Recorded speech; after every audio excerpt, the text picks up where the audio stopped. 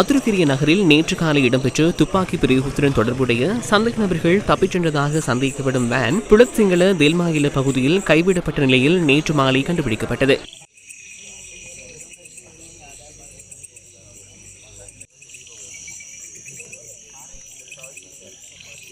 சந்தேக நபர்கள் பயணித்த கார் நவகமுவ புறத்தொட்ட பகுதியில் உள்ள வீதி ஒன்றில் இருந்து நேற்று பகல் கண்டுபிடிக்கப்பட்டதாக போலீசார் கூறினர். சந்தேக நபர்கள் காரை வீதியில் விட்டுவிட்டு வேனில் தப்பிச் சென்றுள்ளதாக போலீசார் தெரிவித்தனர்.